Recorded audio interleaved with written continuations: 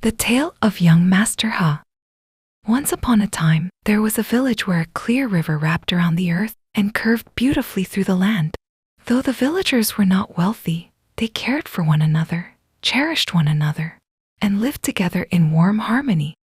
Then, one day, an unexplained plague swept through that peaceful village. People began to die, the earth dried up, and every crop withered and could no longer be harvested.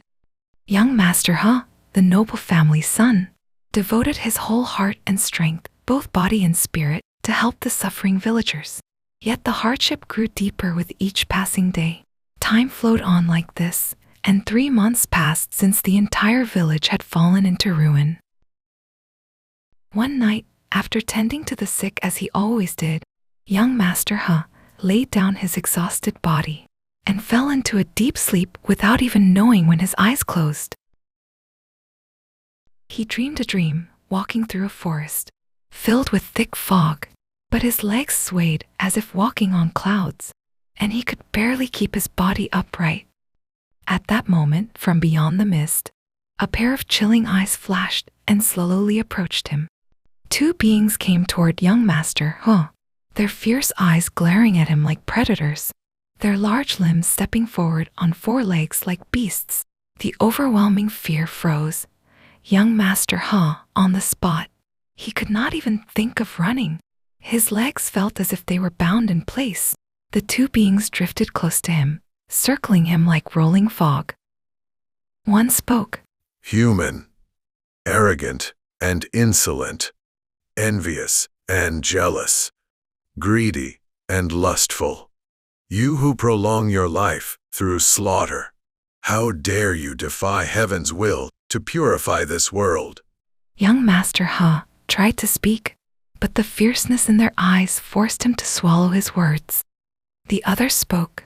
You dare oppose heaven's intent to punish arrogant humans, and so you are worthy of punishment.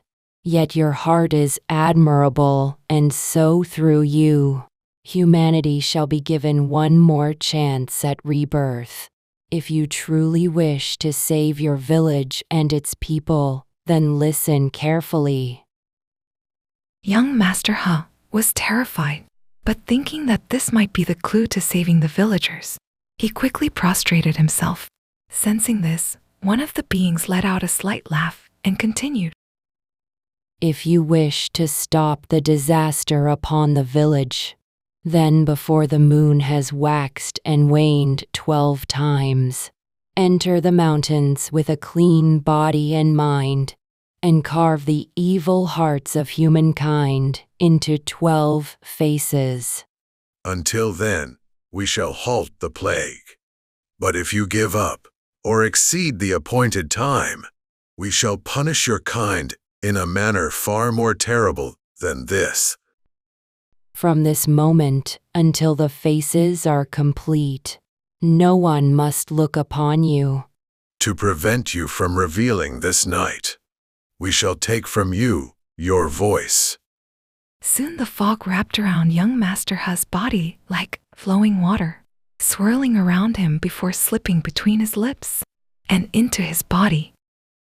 He writhed in pain and abruptly awakened from the dream. He looked around his room and felt relieved to realize he had awakened. But in the next moment, young Master Ha felt something pressing tightly against his throat, as if blocking his ability to speak. Even his own groans could not be heard, and the world around him felt deathly silent. He understood then that the dream had not been an ordinary dream. Young Master Ha fell into deep thought. If it was real, then it might also be the key to resolving the suffering and plague that had spread across the village. In the end, he prepared in secret to make the masks just as the beings had commanded. He left behind a letter and, beneath the roof tiles, bathed in the beautiful light of the full moon, bowed deeply toward the room where his parents slept and left his home. Deep in the mountains, in a hut that had once stored ritual vessels for the mountain spirit but was no longer in use, young Master Ha settled down.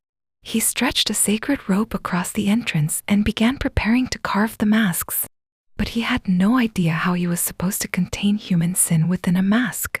So before beginning the true work, he decided to carve the beings he had seen in his dream.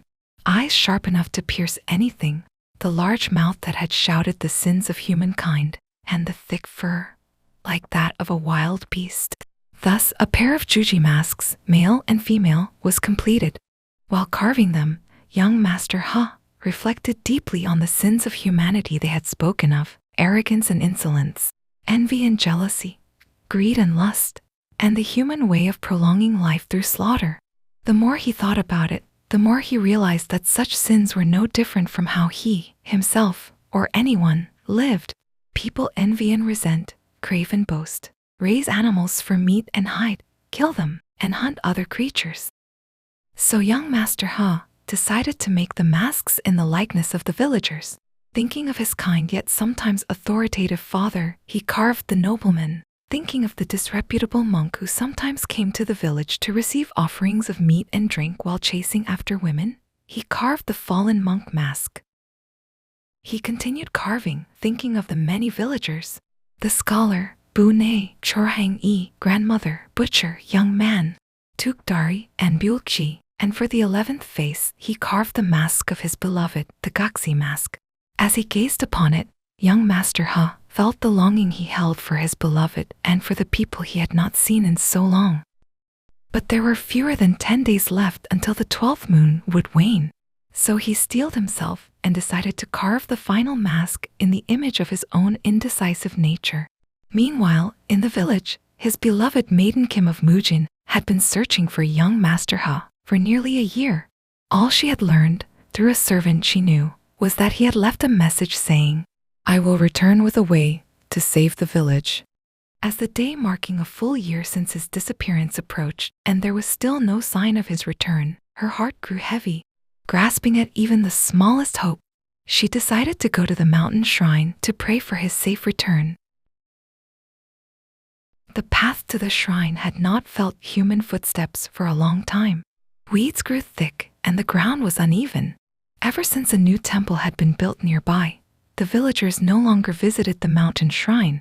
Her clothes and skin were scraped and torn by rough branches, but Maiden Kim did not let it stop her. She climbed, step by earnest step. After a long while, as she drew near the shrine, she heard a strange sound and stopped. A sharp, scraping noise, like something being shaved away. Fear filled her in the eerie mountain air, but she could not resist her curiosity and cautiously walked toward the direction of the sound. It was coming from inside a shabby hut. Maiden Kim approached the door and pressed her ear against it. The sound was clearly coming from within. She steadied her pounding heart and cleared her throat. Return. Ease. Anyone there? But no answer came, only the continued scraping. She swallowed nervously and slowly reached for the door. Through the crack, she saw young Master Ha, the very person she had been searching for, carving something with intense focus. Filled with relief at having finally found him, she opened the door wide and approached.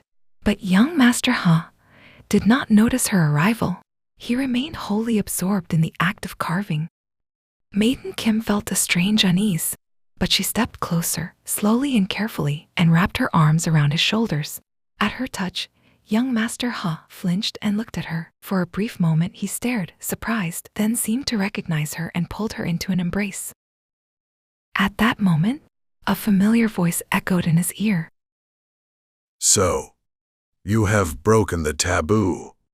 As promised, we shall take your life and resume the plague.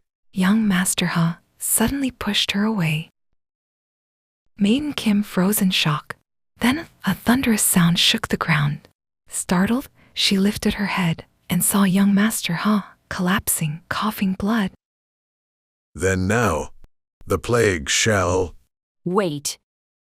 The presence descended like mist and circled around him. Beside them were not only the Juji masks, but also the nobleman, scholar, Chorain-i, Bune, fallen monk, butcher, grandmother, young man, Tukdari, Bulchi, the Gaxi mask, and the Jawless Ime mask. Maiden Kim, unaware of the beings, held young Master Ha in her arms and wept. Though the taboo was broken, It appears he has made all the masks. To take his life is one matter, but to resume the plague would break our promise. What nonsense! This jawless mask. How could this be considered complete? This last mask he carved to reflect himself, his own flaws and sins. How could we judge a man's expression of his own soul? Even so, he broke the taboo. Regardless of what he has made, he has lost his right.